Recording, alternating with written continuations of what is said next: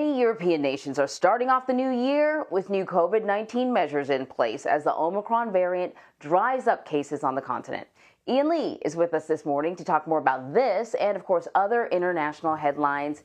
Ian, good morning.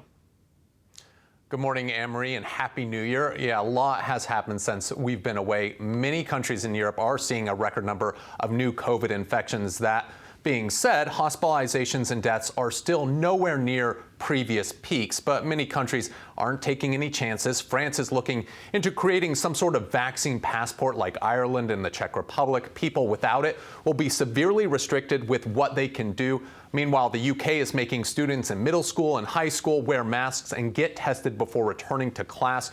Israel is dealing with a wave of new COVID cases pushed by the Omicron variant. To battle it, officials there have approved a fourth shot for medical workers, anyone over 60, and people with compromised immune systems. But there is good news. As quickly as it hit, Omicron in South Africa is receding, which is giving hope that it could do the same elsewhere in the world.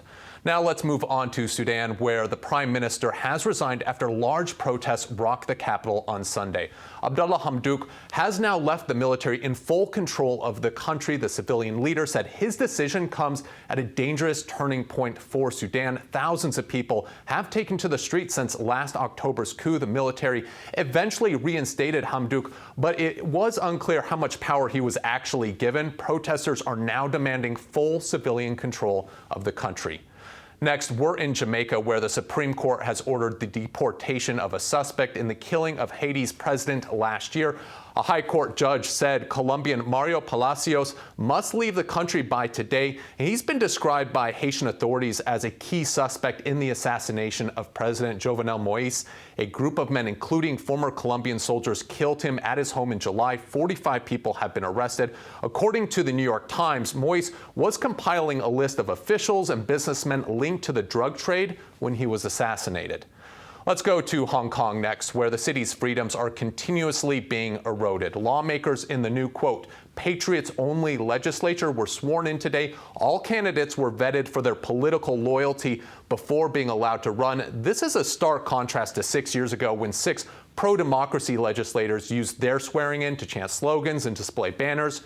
And this comes as editors of one of the city's last remaining pro-democracy news outlets announced its closure. This is the third such publication to shut its doors in recent months amid a crackdown on press freedoms.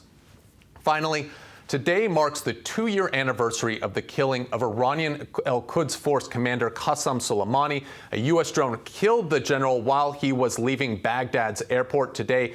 Thousands of people rallied in Iraq's capital while chanting "Death to America" to mark the anniversary. They're also reasserting their demand that all U.S. troops leave the country. Anne-Marie, Soleimani's killing sent shockwaves throughout the Middle East. He was instrumental in the fight against ISIS in Iraq, and he was a crucial player in supporting Syrian President Bashar al-Assad during the country's civil war. One Iranian expert told me that his replacement first doesn't have the charisma nor the influence to fill Soleimani's shoes. Man, Ian, I remember when this happened and there was a lot of uncertainty. You know, were we going to see a tit-for-tat situation? Were cooler heads going to prevail? But you were actually on the ground at the time of the strike. Can you describe what it was like then? Yeah, so we were in Baghdad when the drone assassinated him, and at first there was just a lot of uncertainty and tensions were high. Soleimani, for many in Iraq and in the region, is like a rock star with a cult-like following. His supporters now see him as a martyr. So there was a lot of fear that the killing could spark a war between the United States and Iran. And we were actually in Erbil in northern Iraq when Tehran retaliated, and we could hear the ballistic missiles overhead as they hit bases that housed U.S. forces. While no U.S. troops were killed, dozens were injured from the shockwaves from those explosions.